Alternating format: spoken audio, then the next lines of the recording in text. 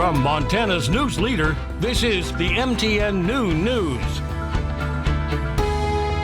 And good afternoon. Thanks for joining us on your MTN statewide news. I'm Andrea Lutz. New at noon, the first two anti-abortion bills of the legislative session are heard this morning in Helena.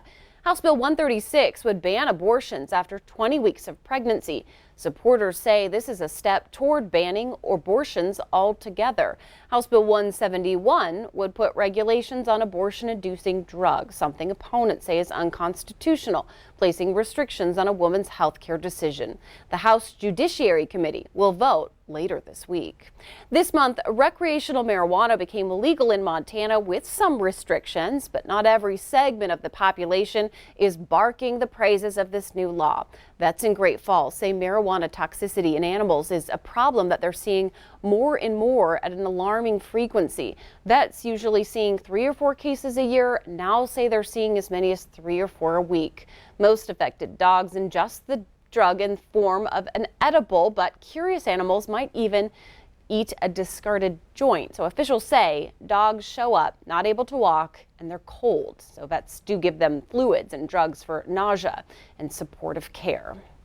President-elect Joe Biden could decide the fate of the controversial Keystone XL pipeline. Biden plans to make good on his campaign promise to stop the Keystone by rescinding its cross-border permit. In an effort to save the $8 billion project, TC Energy is pledging to invest $1.7 million in renewable energy projects. So it can apparently showcase the Keystone as an environmentally friendly fossil fuel project with good-paying union jobs. Biden's team says his position on the Keystone has not changed. The Keystone XL is in its final leg to deliver Canadian crude oil from Alberta to Texas. This time tomorrow, President-elect Joe Biden will officially be the President of the United States, but the big day will look much different than it has in years past. Skylar Henry has more details from Capitol Hill. President-elect Joe Biden heads to Washington, D.C. today to kick off inaugural events. CBS News has confirmed reports the FBI is investigating online chatter from far-right extremists connected to QAnon conspiracy theories about posing as National Guard members to get close to the inauguration. Amid threats of violence, security has been fortified for the inauguration to happen as planned. It's as vulnerable as the government ever gets, but I think it's an important message to send. President-elect Biden has acknowledged that work needs to be done to get lawmakers operating in a bipartisan fashion again. He's invited congressional leaders to join him at church tomorrow morning ahead of the inauguration. Senate confirmation hearings began today for 5 of Mr. Biden's cabinet picks, including his choices to lead the State Department, Treasury, Pentagon, and Homeland Security, along with the Director of National Intelligence. Treasury Secretary nominee Janet Yellen told lawmakers they need to quickly pass a nearly $2 trillion coronavirus relief package. Economists don't always agree, but I think there is a consensus now. Without further action, we risk a longer, more painful recession now and longer-term scarring of the economy later. Other priorities for the new president include rejoining the Paris Climate Agreement, reversing the Muslim travel ban, and requiring masks in all federal buildings. Skylar Henry, CBS News, Capitol Hill. And meanwhile, President Trump plans to leave the White House early tomorrow morning. He'll be at his Mar-a-Lago, Florida home before the inauguration even begins. All right, let's switch gears and let's check in on that weather. We're joined now by meteorologist Miller Robson. Hi there, Miller. Hey, how are you?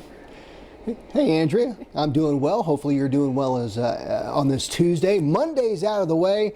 Whew, rest of the week is going to be great. We got that hard day out of the way. Let's take a look at those temperatures out there right now across Montana and northern Wyoming. We're looking at the 20s and 30s as we're going to stay above average again today.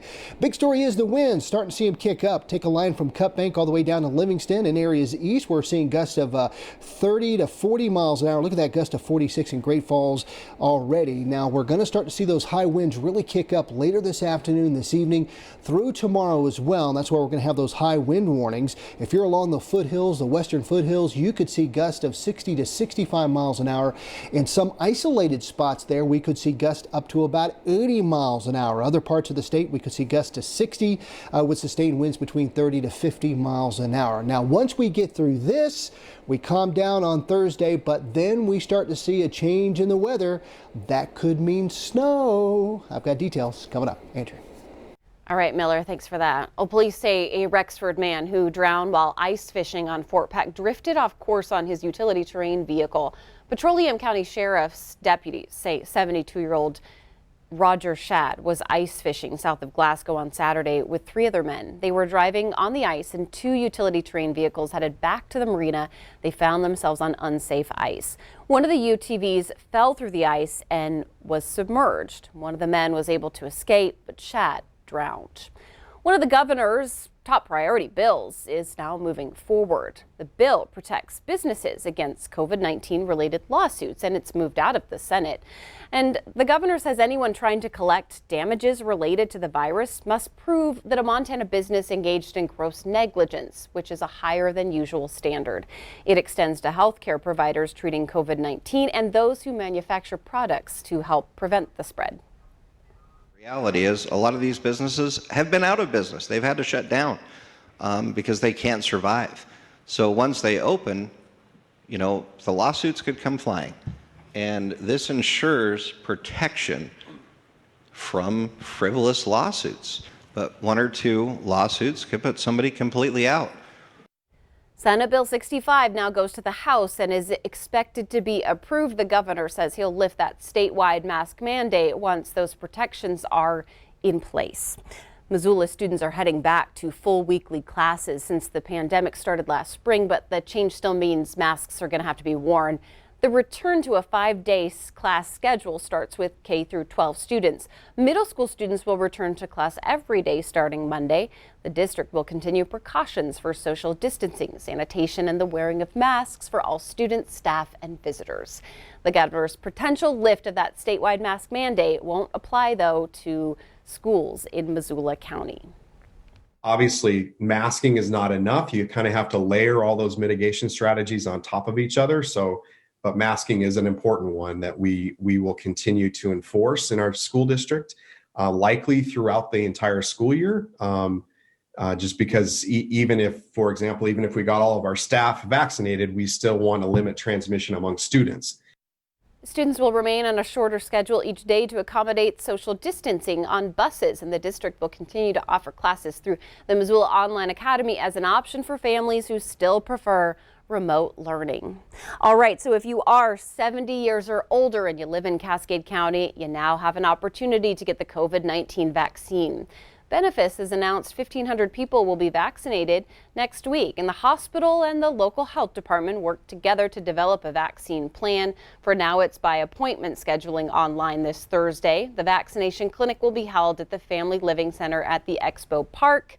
But this is not a drive-through event, so you can get scheduled for that second dose when you have already gotten your first dose. The ski industry is seeing a boom as many people try to find outdoor activities, but with the boost in business, there comes more pressure to enforce coronavirus guidelines. U.S. ski resorts in the east and in the west are reporting record numbers of season pass and lift ticket sales, but there's now reservation systems in place to regulate how many people get to use those passes every single day. Parking lots have also become the new lodge, and more lift attendants have been hired to keep an eye out for anyone who has a mask down while in line. Ski resorts are encouraging everyone to comply with the new rules so that they can remain open throughout the winter. All right, we have more ahead on today's new news, including a look back at Butte's African-American population. Butte was once the home also to our state's first Black-owned newspaper. We have more about that. And Miller's back in with a look at that statewide weather forecast.